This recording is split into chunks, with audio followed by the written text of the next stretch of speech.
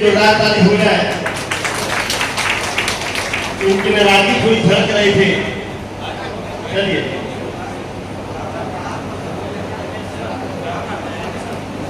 अभी आप लोगों के भी जो है रामनगर प्रखंड कार्यालय की तरफ से जिला शिक्षा पदाधिकारी महोदय को सम्मानित किया गया और मैं आप सभी के बीच से राजा विचार देते हुए अरे याद करो उन दिनों को, याद करो उन दिनों को कितना हमें बुलाया था। अरे देवादारी अपना सर कुर्बान कराती थी। अगर ना होता संविधान हमारा तो ये देश कभी का टूटा होता। अगर बाबा साहब अम्बेडकर इस देश में पैदा न किए होते तो बैठे समाज कभी का नहीं किया होता। जय भीम, जय भारत, जय संविधान। रवि कुमार को इस क्रांतिकारी और अच्छी भाषण के लिए बहुत बहुत धन्यवाद। अब मेहनत करने वाले सचिव महोदय, उपाध्यक्ष महोदय, सम्मानित मंच और यहाँ बैठे बहुत दिनों के बाद मेरे परिवार के सभी सदस्य, मैं आप सभी का क्रांतिकारी काम करता हूँ। आपको जय भीम और सलाम पेश करता हूँ। साथियों, बहुत खुशी की बात है कि आज हमारे समाज के प्रबुद्ध लोग, शिक्षित विद्वान साथियों के बीच हमें बैठे और चर्चा करने का मौका मिला। यह हमारी छोटी मोटी उपलब्धि नहीं है, छोटा मोटा मंच नहीं है। यह मंच है जहां से हमें ताकत मिलती है और वह ताकत मिलती है हमें शिक्षा से। हमें ताकत चाहिए, हमें वह ताकत चाहिए संपत्ति से, हमें वह ताकत चाहिए सत्ता से। और जब तक हमें संपत्ति और सत्ता की ताकत नहीं मिलेगी तब तक हमारे समाज के लोगों को सम्मान नहीं मिलेगा। हम सम्मान के लिए संघर्ष कर रहे हैं। हमारी लड़ाई किसी ऐसी चीज से नहीं है। हम आज से नहीं, सदियों से अगर सबसे अधिक किसी चीज की लड़ाई लड़ रहे हैं तो है सम्मान। हमें इक्विटी समाज के अंदर, इस देश के अंदर नहीं मिल रही है, इसके लिए हम लड़ाई लड़ रहे हैं। आज हम लोग इतने लोग बैठे हुए हैं, हमको तो सम्मान मिल जाता है, किसी की क्षमता नहीं है। बहुत सारे वक्ता बहुत सारी चीजों को बात कर चुके हैं। हमारे सभी साथी बैठे हुए हैं, किसी की क्षमता नहीं, औकात नहीं है कि हमारे जिला शिक्षा प्रशासन पदाधिकारी के साथ समाज में डिस्क्रिमिनेशन कर सके, धर्मेंद्र राम के साथ किसी प्रकार का भेदभाव कर सके, उसकी औकात नहीं है। क्योंकि हम उससे कहीं ज्यादा पढ़े लिखे आदमी हैं, पढ़े लिखे लोग हैं। हमारे जो लोग यहाँ ग्रीन बैठे हुए हैं, हम लोगों के बीच में क्षमता है कि हम किसी भी समस्या का समाधान करने में पूरी तरह से सक्षम है और क्षमता एबिलिटी कैपेसिटी हमारे अंदर है। लेकिन हमारे अभी एक साथी बता रहे थे कि समाज का, हमारा ही परिवार का लोग समाज के हाशिए पर जो आज भी समाज और राष्ट्र की मुख्य धारा से नहीं जुड़ा है, वो मेन स्ट्रीम में नहीं आया है, हमें उसको समाज और राष्ट्र की मुख्य धारा में कैसे लाना है, इस चीज की चर्चा करनी है। और यह चीज हमारा पढ़ा लिखा समाज, कर्मचारी संघ ही कर सकता है। हम लोग समाज करते हैं वो सभी जानवर ऐसे जो है मात्र 30 मिनट से नगर निकाले। इसको जो है पंचायत स्तर पर मौजूद होने हो सकता है। जितने भी हमारे पंचायत स्तर पर सभी विकास में, सभी टोला सेवक, सभी हमारे शिक्षक और शिक्षिका, सभी पंचायत सचिव, राजस्व कर्मचारी, पंचायत रोजगार सेवक, अन्य जो भी पंचायत स्तर पर जो भी कर्मी है, उन सब लोगों को जोड़ने का काम कीजिए। मैं मानता हूँ कि पूर्वी पश्चिमी चंपारण के लगभग अधिकांश पंचायत से लोग आए हुए हैं। तो जिस पंचायत का आप लोग कार्यरत है लेकर के जिला स्तर, राज्य स्तर, राष्ट्रीय अंतर्राष्ट्रीय स्तर पर कई संघ हैं जो अपने संघ से आच्छादित लोगों का, उनके कल्याण को लेकर, उनके हितों को लेकर काम करते हैं। और भारतवर्ष में भी जो लोग रह रहे हैं, कल्याणकारी राज्य की योजना है, अवधारणा है। और इस कल्याणकारी अवधारणा में मुख्य अवधारणा यही है कि आज चाहे हमारा राजनीतिक ताना बाना हो, आर्थिक आने वाला हो, सांस्कृतिक हो, सामाजिक हो, हर एक पहलू को, हर एक संभाग को कल्याणकारी राज्य के और करने पे काम करने का अधिकार है और सरकारें करती हुई इसी बीच जो हम लोगों की जिम्मेदारी है वो न सिर्फ संघ को लेके है बल्कि सामूहिक रूप से सभी समाज के पक्षों को लेकर के, सभी दलों को लेकर के, सभी समाज को लेकर के आगे बढ़ने की है। और क्योंकि हम सभी लोग यहाँ पे जो उपस्थित हैं सभी सरकारी कर्मी हैं, तो निश्चित रूप से सरकार के प्रति जो हमारा दायित्व है उसका भी निर्वहन हम लोगों का करना। लेकिन अच्छी बात यह है कि अपने नौकरी का जो दायित्व है उसका निर्वहन करते करते ही हम लोग अपने समाज और परिवार को समय देते हैं, उसके लिए काम करते हैं।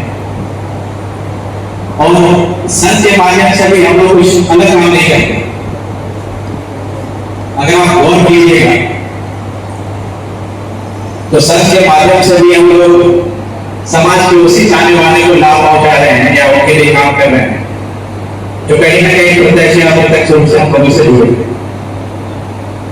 क्योंकि ज्यादा यहाँ उपस्थिति शिक्षा विभाग की है, शिक्षक लोग हमारे ज्यादा है, तो निश्चित तौर पर विद्यालयों में हम लोग अपना समय देते हैं, दायित्वों का निर्वहन करते हैं। जो सरकारी स्कूल के हमारे बच्चे हैं उनको पढ़ाने का हम लोग काम करते हैं, संभालने का काम। लेकिन थोड़ा सा कभी कभी हम लोगों से भी चूक होती है, कमी रहती है, जरूरत है उस कमी को पहचानने की। और कोई भी संघ हो, कोई भी व्यवस्था हो, किसी भी तरह का काम हो, जो मूल काम आज के परिप्रेक्ष्य में है जिससे सुधार हम लोग कर सकते हैं या जिस संघ, जिस परिवार, जिस समाज से जुड़े उनको फायदा पहुंचा सकते हैं, उसका मूल बिंदु वो धोरी कह लीजिए या वो बात कह लीजिए, वह शिक्षा ही है। क्योंकि कई सारी समस्याएं जो हमारे समाज में हैं, जो हो सकता है कि आपके कर्मी होने के रूप में आप कुछ परेशानियां झेल रहे हो, कोई डॉक्टर अपनी परेशानी झेल रहा हो, वकील परेशानी झेल रहा हो, या उम्र के उस पड़ाव में कुछ बीमारी से ग्रसित हो, महिलाएं हो सकती है, हो सकता है कि ग्रसित हो। तो मेरा ये मानना है कि अगर वो व्यक्ति शुरुआत में उसने अच्छी शिक्षा पाई है तो हर एक समस्याओं में मजबूती से खड़ा रहने का काम करता है, न सिर्फ अपने लिए बल्कि समाज में। लेकिन अगर शुरुआत ही गड़बड़ हो जाए, बच्चा शिक्षित भी ना हो, उसको समझ ही ना हो कि हमारी समस्या क्या है, इसका निदान क्या है, तो उम्र के वो अलग अलग पड़ाव में बुढ़ापे तक परेशान ही रहेगा, जो सही है। तो ये एक अच्छी पहल है क्योंकि हम लोग शिक्षा विभाग से जुड़े हैं और हम लोग जिन बच्चों का भविष्य संभाल रहे हैं कोशिश यही करें कि उनको इस लायक कम से कम बना दे, इस तरह की संघ की आवश्यकता ही नहीं है। वो खुद इतना सक्षम हो जाए कि न सिर्फ अपने लिए बल्कि परिवार और समाज के लिए, देश के लिए, सभी के लिए मजबूत हो।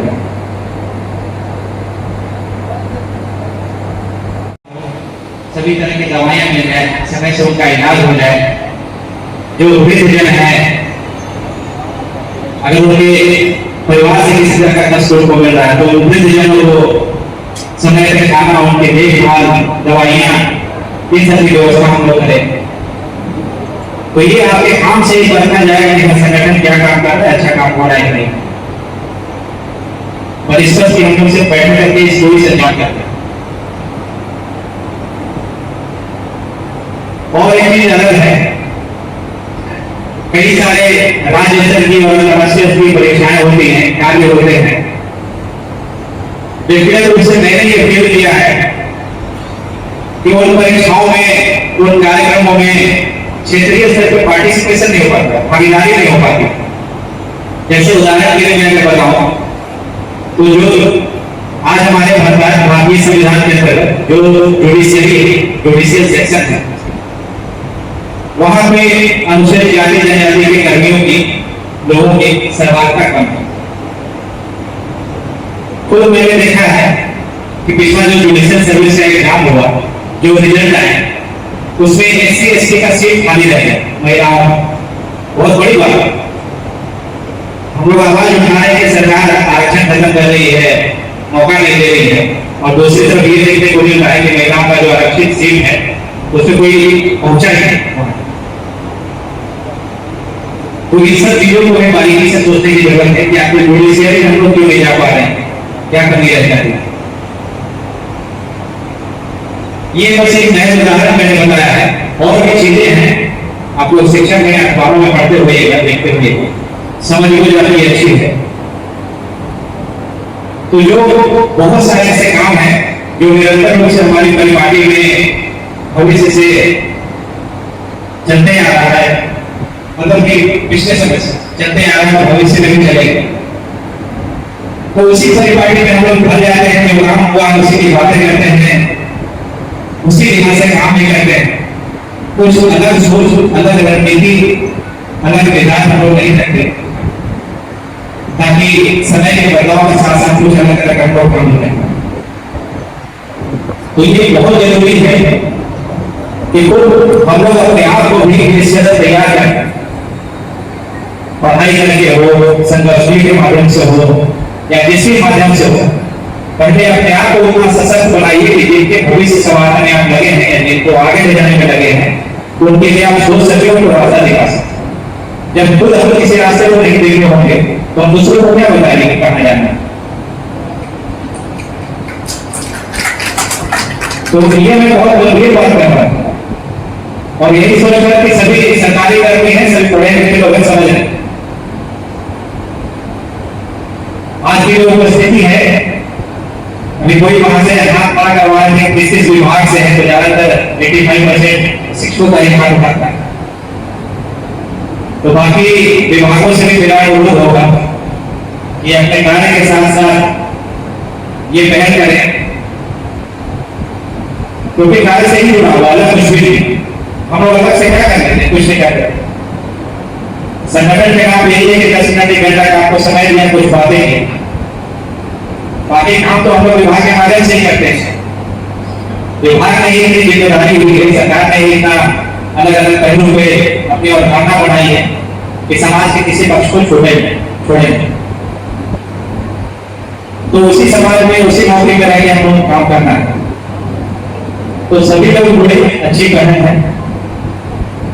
और बाकी जो जिला अध्यक्ष हैं, जिला सचिव हैं या प्रखंड स्तर के जो हमारे अध्यक्ष और सचिव महोदय लोग हैं, और भी क्षेत्रीय स्तर पर पंचायत स्तर पर लोग काम कर रहे हैं, उन सभी से मेरा अनुरोध यही होगा कि जिस भी काम को कर रहे हैं अपनी कर्मठता से, सहज विचार से करें। कई सारे दलित बस्तियों में भी हम लोग देखते हैं, सही कह रहे हैं कि महिला का सेवन वगैरह करते हैं, घर जिंदगी उन्होंने बर्बाद कर दिया दारू के सेवन में। सरकार पहल कर रही है तो दारू छोड़े, कुछ अलग सोचे, पढ़ाई करें, लेकिन कुछ खास समाज में तबके के लोगों में ये हम लोग देख रहे हैं कि इससे ऊपर नहीं उठता। तो उन सबको भी साथ लेकर चलना है, उन सबको जागरूक करना है। उनके प्रति भी हमारी जिम्मेदारी बनती है कि अच्छी जिंदगी संलग्न होगी, घर बच्चा परिवार वालों का भी पढ़े और पढ़े, सबके लिए हम लोग को काम करना है। और वही बात अभी कोई वहां से बात उठाए थे कि शिक्षा विभाग में कुछ कई तरह की परेशानियां हैं, तो विभागीय रूप से तो मैं कहता ही हूँ, बात भी करता हूँ।